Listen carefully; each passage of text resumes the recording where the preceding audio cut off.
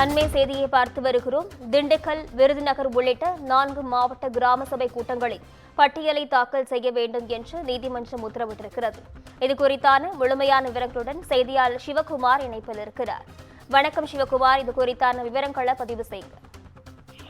திருச்சி துறையூரை சார்ந்த குருநாதன் அப்படிங்கிறவர் உயர்நீதிமன்ற மதுரை அமர்வுல தாக்கல் செய்து நீதிமன்ற அவமதிப்பு மனு ஒன்று தாக்கல் செஞ்சிருந்தாரு. தமிழகத்தில் உள்ள கிராம ஊராட்சிகளை கிராம சபை கூட்டங்கள் நடைபெறும் போது 7 நாட்களுக்கு முன்னதாக கிராம சபை கூட்டம் நடைபெறும் நாள் இடம் குறித்து வெளியிடப்பட வேண்டும். ஆனால் கிராம சபை கூட்டம் நடைபெறும் போது கிராம மக்கள் ஒரு தீர்மானம் கொண்டு வந்தால் அதை ஏற்க வேண்டும். இந்த பணிகளை அந்த பகுதியில் உள்ள வட்டாட்சிகள் ஆய்வு செய்து உறுதி செய்ய வேண்டும் உயர்நீதிமன்ற அமர்வு ஏற்கனவே உத்தரவிட்டிருக்குது. இந்த உத்தரவு குறித்து அனைத்து மாவட்ட ஆட்சியர்களுக்கும் சுற்றறிக்கை அனுப்பணும் அப்படின்னு சொல்லி கடந்த 2018 நீதிபதிகள் உத்தரவிட்டாங்க.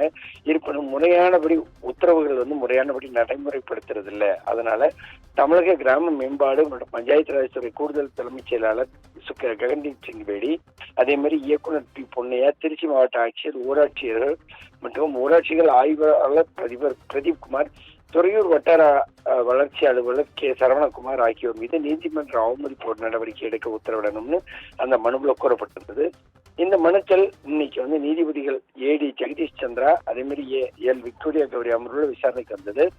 அரசு தரப்புல திருச்சி மாவட்டம் துறையூர் ஊராட்சி ஒன்றியத்துல ஊராட்சிகளில் உள்ள கிராம சபை கூட்டங்கள் தொடர்பான பட்டியலை தாக்கல் செஞ்சிருந்தாங்க. இது நம்பும்படியாக இல்லைன்னு மனுதாரர் தரப்புல தெரிவிக்கப்பட்டது. எனவே தூத்துக்குடி, திருச்சி, திண்டுக்கல், விருதுநகர் மாவட்டங்களோட ஊராட்சிகளின் உதவி இயக்குனர் தங்கள் எல்லைக்குள்ள உள்ள கிராம சபை கூட்டங்கள் நடைபெற்ற ஊராட்சிகளின் பட்டியலை தாக்கல் செய்ய வேண்டும் சொல்லி விசாரணையை 8 வாரங்களுக்கு ஒத்தி வச்சிருக்கிறாங்க. நிஷா. சிவகுமார், விவரங்களுக்கு நன்றி.